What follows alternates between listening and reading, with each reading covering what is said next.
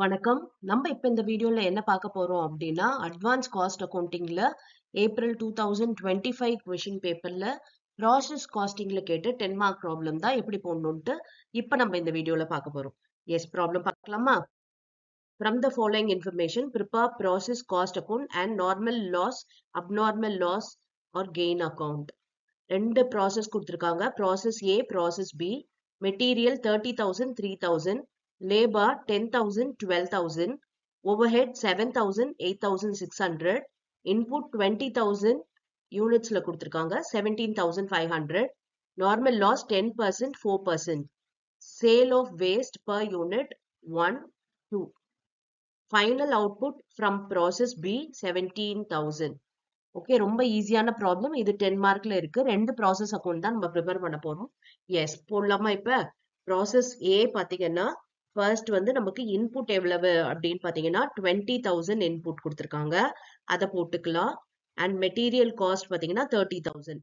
பாருங்க, 20,000 input and material cost 30,000 போட்டாச்சு. அடுத்து லேபர் பாருங்க, ப்ராசஸ் ஏல 10,000 போட்டாச்சு. ஓவர்ஹெட் பாத்தீங்கன்னா 7,000 போட்டாச்சு. ஓகேவா? எஸ். இப்ப நெக்ஸ்ட் பாத்தீங்கன்னா நார்மல் லாஸ். நார்மல் லாஸ் எவ்வளவு பாருங்க, 10%. இந்த 10% எதுல இருந்து கண்டுபிடிக்கணும் அப்படின்னா இந்த இன்புட்ல இருந்து கண்டுபிடிக்கணும். அப்ப 20,000ல 10% போட்டோம்னா 2,000. ஓகேவா? இதோட ஸ்கிராப் வேல்யூ எவ்வளவு அப்படின்னா 1 ரூபி. அதனால அமௌண்ட் காலம்லயும் 2,000 போட்டுட்டோம். ஏன்னா இங்க கொடுத்துருக்காங்க பாருங்க, sale of waste per unit 1. இப்ப இந்த 2,000 into 1 போட்டோம்னா 2,000 தான். ஓகே. எஸ், இப்போ இதோட அவுட்புட் என்னன்றது நமக்கு கொடுக்கல. இங்க பாருங்க, final output from process B தான் கொடுத்துருக்காங்க. ப்ராசஸ் ஏவோட அவுட்புட் கொடுக்கல. ஆனா ப்ராசஸ் பி ஓட இன்புட் கொடுத்துருக்காங்க. ப்ராசஸ் பொறுத்த வரைக்கும், அதாவது இந்த ப்ராசஸ் காஸ்டிங்ன்றது ஒரு ப்ராசஸோட அவுட்புட் தான் நெக்ஸ்ட் ப்ராசஸோட இன்புட்டா இருக்கும். இப்ப நெக்ஸ்ட் ப்ராசஸோட இன்புட் 17,500 அப்படின்னா இந்த ப்ராசஸ் ஏவோட அவுட்புட் வந்து 17,500 தான். பாருங்க, transfer to process B 17,500. Okay, இதோட அவுட்புட் தான் நெக்ஸ்ட் ப்ராசஸோட இன்புட்டா இருக்கும். அதனால நம்ம இங்க அவுட்புட் 17,500 போட்டுடலாம். இப்ப பாருங்க, இங்க 20,000 இருக்கு, இங்க 19,500 தான் இருக்கு. பிகாஸ் இங்க 17,500, இங்க ஒரு 2,000, 19,500. இப்ப இந்த பேலன்சிங் ஃபிகர் என்ன அப்படின்னா அப்நார்மல் லாஸ். ஓகே, அது அப்நார்மல் லாஸ் வந்து 500ன்றது தெரிஞ்சு போச்சு. இப்ப இதுக்கு யூனிட்ஸ் தெரிஞ்சு போச்சு. அமௌண்ட் காலம் நம்ம கண்டுபிடிக்கணும் இல்லையா? அது எப்படி கண்டுபிடிக்கிறது அப்படின்னு பார்த்தோம்னா, இங்க இருக்க யூனிட்ஸ் எவ்வளவு? 20,000. இந்த நார்மல் லாஸ் 2,000. அதை மைனஸ் பண்ணணும். 20,000ல 2,000 மைனஸ் பண்ணா 18,000 வருது. 18,000 யூனிட்ஸ் அமௌண்ட் பாத்தீங்கன்னா 30,000 பிளஸ் 10,000 பிளஸ் 7,000 47,000 வருது. ஓகே, 47,000. இங்க அமௌண்ட் 2,000 இருக்கு. அப்ப அந்த 47,000ல 2,000 மைனஸ் பண்ணணும். அப்ப 45,000. ஓகேவா? அந்த 45,000 டிவைடட் பை இந்த யூனிட்ஸ் கண்டுபிடிச்சோம் இல்லையா, 18,000, அதை போடணும். பாருங்க, 47 மைனஸ் 2,000, 20 மைனஸ் 2,000. ஓகேவா? இதை டிவைட் பண்ணா வர்ற அமௌண்டோட நம்ம இந்த 500 மல்டிப்ளை பண்ணணும். 500ன்றது என்னது? Abnormal loss units. ஓகே, அப்ப அந்த 500 போட்டோம்னா 1,250 வருது.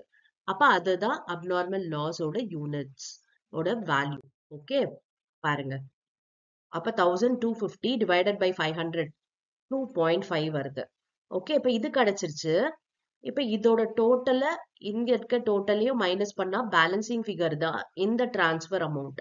ஓகே, இப்ப பாருங்க, 47,000 டோட்டல் வந்துருச்சு. அப்ப அதுல பாத்தீங்கன்னா இந்த 2,000 பிளஸ் 1,250 ஆட் பண்ணோம்னா 3,250. அதுல நம்ம இந்த 47,000 மைனஸ் பண்ணோம்னா பேலன்சிங் ஃபிகர் கிடைச்சிரும் 43,750. இதுவும் பாத்தீங்கன்னா at the rate of 2.5. Okay, இப்ப இதுதான் நெக்ஸ்ட் ப்ராசஸோட இன்புட். ஓகே, நெக்ஸ்ட் ப்ராசஸோட இன்புட் 17,500 யூனிட்ஸ். அமௌண்ட் பாத்தீங்கன்னா 43,750 போட்டாச்சு. ஓகே, இப்ப மெட்டீரியல்ஸ் பாருங்க 3,000, அதை போட்டுக்கலாம். அடுத்து லேபர் பாத்தீங்கன்னா 12,000 போட்டுக்கலாம்.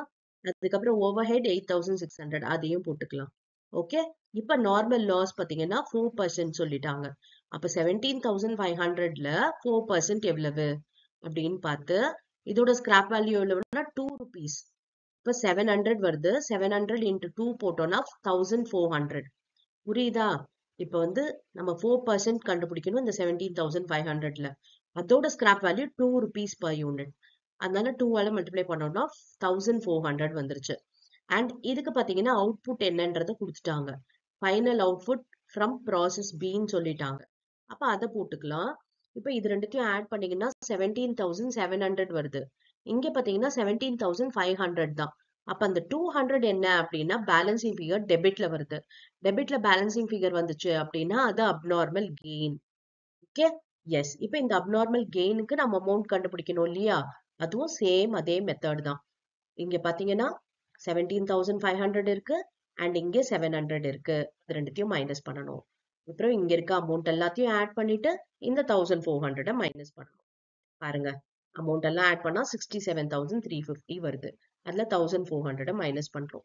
அண்ட் 17,500ல 700 மைனஸ் பண்றோம். இன்டூ அப்நார்மல் கெயினோட யூனிட்ஸ். புரிஞ்சுதா? அப்நார்மல் கெயினோட யூனிட்ஸ் போட்டோம்னா 785 வருது. ஓகே, அப்ப அதுதான் அப்நார்மல் கெயின் வேல்யூ போட்டாச்சு. இது ரேட் பர் யூனிட் எவ்வளவு அப்படின்னா 3.93. Okay, yes. இப்ப இங்க வந்து ஃபினிஷ் ஸ்டாக் கண்டுபிடிக்கலாமா? ஜஸ்ட் பேலன்ஸ் பண்ணா நமக்கு கிடைக்க போகுது. டோட்டல் போட்டாச்சு. இந்த 1400 இந்த டோட்டல்ல இருந்து நம்ம மைனஸ் பண்றோம். ஓகே, மைனஸ் பண்ணா நமக்கு என்ன வருதோ அதுதான் பாத்தீங்கன்னா நமக்கு இந்த ஃபினிஷ் ஸ்டாக்கோட வேல்யூ. பாருங்க, 66,735. இதுவும் ரேட் பர் யூனிட் பாத்தீங்கன்னா அதே 3.93 தான் வரும்.